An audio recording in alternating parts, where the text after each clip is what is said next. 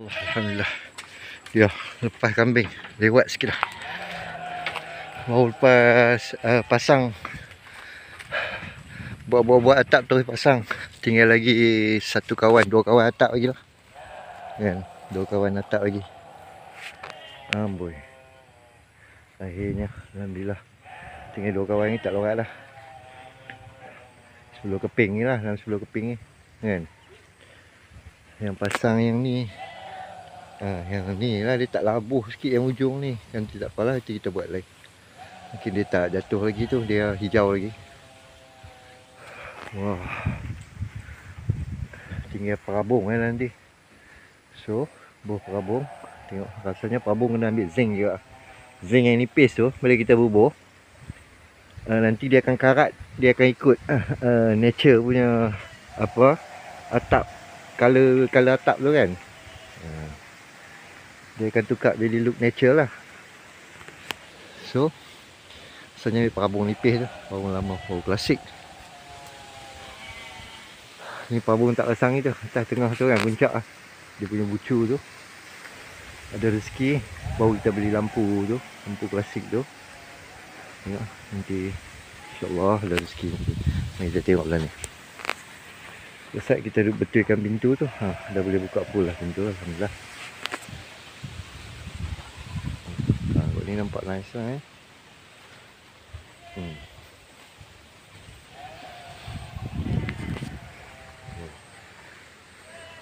Usaha keras nak boleh siap pintu gerbang ni. So pergi ambil atap balik, jahit, naik pasang. Naik pasang ni boleh tahan kat tinggi, susah nak naik dia punya ni. Tapi sabarlah, buat pelan-pelan yang mana yang boleh. Tinggal lagi dua kawan ni lah yang belum pasang. Ni dia punya batang dia tu kita dah potong siap dah. Mari, ada 10 batang. So tinggal lagi nak jahit dia lah. Tinggal lagi ni je, apa pasang lampu nanti tengok. Lepas tu bubuh tali kapai tu, buat welcome to Dizzy Farm. Kan, jalan tak siap lagi. Kita nak siap jalan ni nanti bila kita mai daripada sini. So kita akan nampak lah welcome to Dizzy Farm. Kita gantung kayu tu. So kita akan buat tali kapal tu kan. Kat sini kita tak mahu buat address. Kita nak bubuh karya-karya kita lah. Kan, yang kita hasilkan dalam buku kita tu. So kita akan keluar kat sini, insyaAllah. Ini dua kawan ni, suka ya Allah.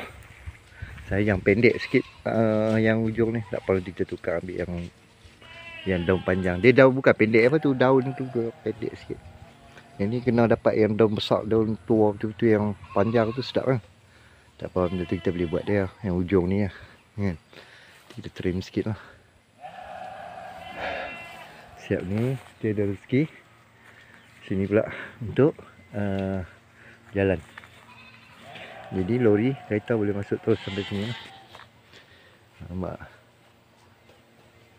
So kita betulkan pintu tadi ni. Pintu ni dia boleh buka sekat sangkut. Pintu ni dah buka cantik dah sebenarnya.